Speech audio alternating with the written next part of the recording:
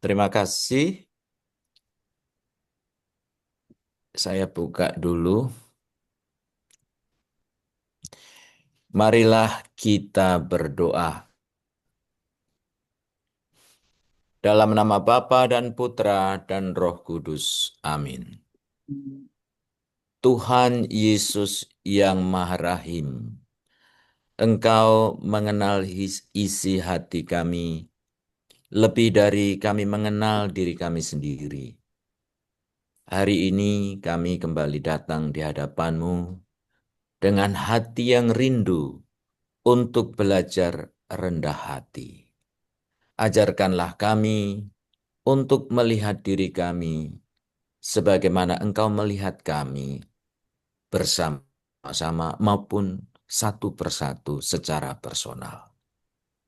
Bukan dengan kesombongan, bukan pula dengan keputusasaan, melainkan dengan kebenaran dan kasih. Terpujilah Engkau, kini dan sepanjang segala masa. Amin. Bapa dan Putra dan Roh Kudus. Amin. Bapak, Ibu, saudara-saudari, dan juga suster yang dikasihi dan yang mengasihi Tuhan Yesus. Saya mengambil satu tema saat ini, suatu tema yang sering kita dengar, tetapi tentunya tidak mudah untuk dilaksanakan, termasuk untuk diri saya sendiri. Saya mengambil tema kerendahan hati, jalan menuju damai. Kita berjalan bersama dalam jejak langkah rohani Santa Faustina. Saya mengambil dari buku hariannya nomor 1436. Kerendahan hati adalah kebenaran. Saya ingin berhenti dulu di sini. Kebenaran hati adalah kebenaran. Kalimat pertama ini sudah menyentuh saya. Di tengah-tengah informasi, kalau kita melihat media sosial, di mana banyak sekali sekarang ini debat-debat keagamaan, mempertahankan kebenaran imannya atau agamanya dengan logika, dengan kalimat, dengan kata-kata, seakan-akan kebenaran Allah itu harus ditunjukkan dengan kata-kata yang logis. Tetapi Santa Faustina menyentuh kita, mengajak kita. Kebenaran justru harus ditunjukkan dengan kerendahan hati, bukan dengan debat, bukan dengan logika. Ia menunjukkan siapa kita di hadapan Allah dan siapa Allah bagi kita. Sekali lagi, jalannya hanya dengan kerendahan hati kita akan menemukan kebenaran. Kita akan menemukan Allah dan siapa Allah bagi kita dan siapa kita di hadapan Allah. Saudara-saudariku, dalam buku hariannya Santa Faustina sering menulis tentang betapa pentingnya kerendahan hati dalam hidup rohani. Ia menyadari bahwa tanpa kerendahan hati tidak mungkin seseorang sehebat apapun mengenal Allah dengan sungguh. Hati yang sombong tertutup oleh rahmat, tetapi hati yang rendah membuka pintu selebar-lebarnya bagi kasih Allah. Untuk kasus ini, contoh santo yang menarik, yang cocok adalah Paulus Neri. Santo Paulus Neri. Dia mengatakan, tidak mungkin saya bisa mendapatkan atau bisa melihat Allah atau Allah bisa bukan Allahnya yang tidak bisa. Tidak mungkin terjadi Allah memberikan penampakan pada diri saya, bukan karena Allah tidak mampu, tapi justru karena kedosaan saya menutupi kemungkinan saya untuk melihat rahmat itu. Jadi semacam ungkapan kerendahan hati yang paling dalam, bukan keraguan atas kuasa Tuhan. Kerendahan hati atas ketidakpantasan dirinya. Kerendahan hati bukan berarti merasa hina atau merasa harga dirinya murah, bukan.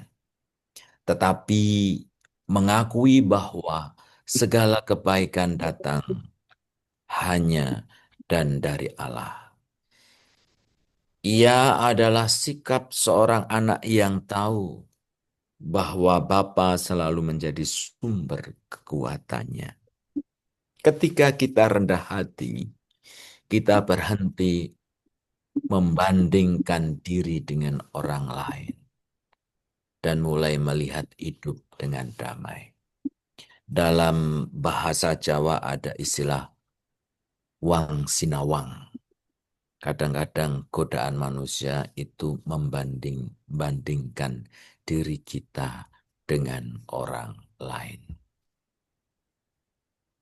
Sekarang saya ingin mengajak kita merenungkan dalam wujud yang konkret dalam beberapa aspek kehidupan kita. Pertama, dalam doa. Kadang kita datang kepada Tuhan dengan banyak kata dan keinginan, namun lupa untuk mendengarkan. Hati yang rendah tidak menuntut jawaban instan, tetapi menunggu dengan percaya. Kerendahan hati berarti berkata, Tuhan, bukan kehendakku yang terjadi, melainkan kehendak-Mulah di atas segalanya. Kemudian di dalam pelayanan. Mungkin kita bekerja keras di gereja atau di komunitas. Saya ambil gambar di Google, seorang ibu lagi menghiasi gereja dengan bunga. Mungkin kita berpikir, sekedar melengkapi atau bukan suatu pelayanan yang kalau dibandingkan dengan romo yang ia memimpin misa, mungkin orang tidak akan melihat ibu ini. Tetapi di mata Allah, pelayanan ibu ini tidak lebih kecil dengan orang-orang yang ada di depan altar, dengan kornya, dengan prodiakonnya, dengan romonya. Semuanya di mata Tuhan.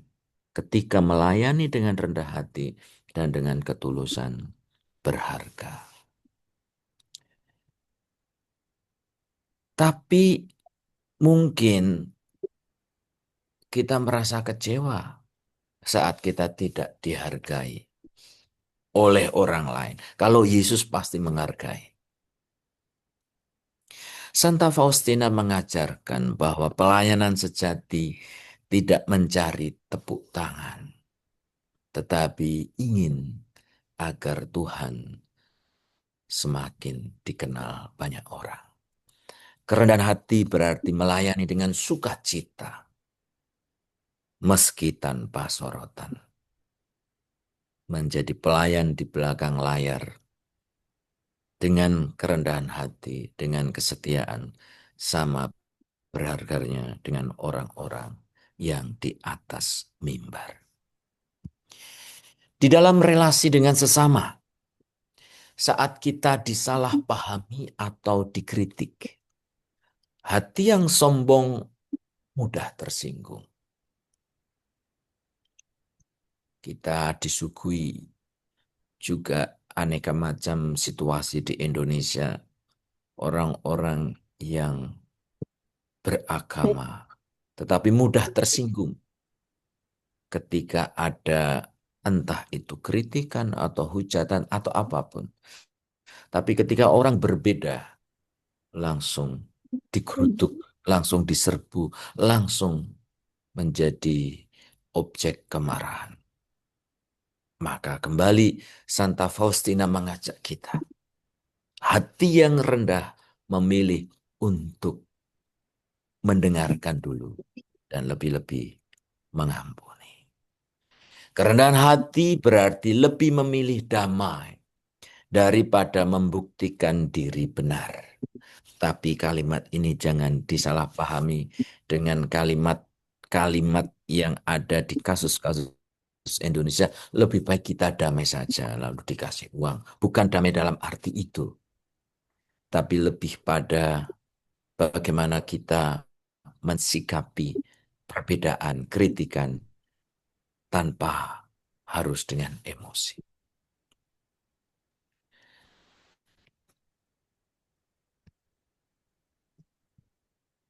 Dalam keberhasilan kita, kadang Tuhan memberi kita keberhasilan, kesuksesan, diberi banyak talenta, kemampuan untuk tampil, untuk berbuat banyak bagi banyak orang, atau mendapatkan banyak pujian dari orang banyak. Hati yang rendah tidak menolak itu, tetapi mengembalikan semua kepada Tuhan. Kerendahan hati berarti berkata, terima kasih Tuhan, semua ini berasal dari Santo Ignatius dengan para pengikutnya yang disebut Romo-Romo Jesuit punya istilah AMDG, Ad Memoriam de Gloriam. Semua demi kemuliaan Tuhan, apapun termasuk keberhasilan. Dalam kegagalan, saat jatuh dalam dosa atau kelemahan, saat kita ditolak, saat kita tidak berhasil, tidak lolos dalam ujian atau apapun, hati yang sombong cenderung menolak untuk mengakui. Ini harus digarisbawahi. Pintu gerbang menyelesaikan masalah, pintu gerbang untuk sembuh dalam segala macam penyakit, termasuk yang berkaitan dengan jiwa, psikis, psikologi, adalah mau menerima, mengakui situasinya, termasuk kelemahannya. Tapi ketika denial, tidak mau mengakuinya, keadaannya parah tapi selalu bilang, saya baik-baik saja. Itu justru menjadi pintu gerbangnya tertutup. Maka kembali kita lihat, hati yang rendah atau rendah hati adalah yang berani datang pada Allah dan berkata, ampunilah aku. Doa yang paling favorit dalam diri saya itu seperti gambaran dalam perikop Injil ketika dua orang berada di dalam bait Allah. Yang satu berdoa di depan, paling depan, dengan lantang mengatakan, Tuhan terima kasih atas kehebatan keberhasilanku tidak seperti orang di belakang itu, bla bla bla bla. Sementara itu orang kedua, dia ada di belakang, tidak berani maju ke depan, hanya berkata, Tuhan ampunilah aku orang berdosa, tanpa membandingkan orang di depannya, tidak banding-bandingke, tapi fokus pada dirinya sendiri dalam relasinya dengan Tuhan Yesus. Ampunilah aku orang berdosa ini. Kerendahan hati membuka jalan menuju pertobatan sejati. Sebagai kesimpulan, kerendahan hati adalah tanah yang subur bagi rahmat Allah. Dalam hati yang sederhana, Tuhan menanam benih kasih yang tumbuh menjadi kedamaian sejati. Santa Faustina menunjukkan bahwa semakin rendah hati seseorang, semakin dekat ia dengan hati Yesus yang lembut, rendah hati, dan penuh kasih.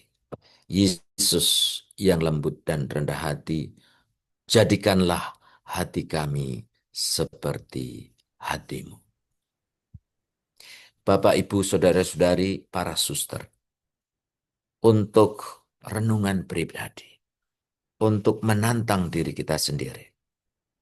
Apakah aku berani belajar rendah hati, menerima kelemahan, meminta maaf, dan tidak menuntut pengakuan?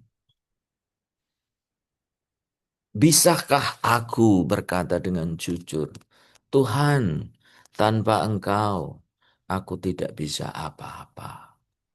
Bukan dengan putus asa, tetapi dengan kepercayaan penuh. Yesus yang lembut dan rendah hati, buatlah atau jadikanlah hatiku seperti hatimu. Marilah kita berdoa.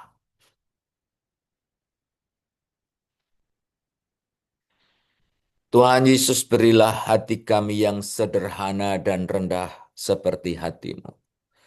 Ajarkan kami untuk menerima pujian tanpa sombong dan menerima celaan tanpa kehilangan damai. Dalam setiap kelemahan, semoga kami melihat kesempatan untuk bergantung pada kasih-Mu. Bawalah kami semakin dekat pada kerahiman-Mu, agar dalam segala hal hanya Engkau yang dimuliakan, kini dan sepanjang segala masa. Amin. Tuhan bersamamu. Dan bersama Semoga Allah yang Maha Kuasa, yang Maha Rahim, senantiasa melindungi, memberkati, dan mendampingi hidup kita dalam nama Bapa dan Putra dan Roh Kudus. Amin. Amin.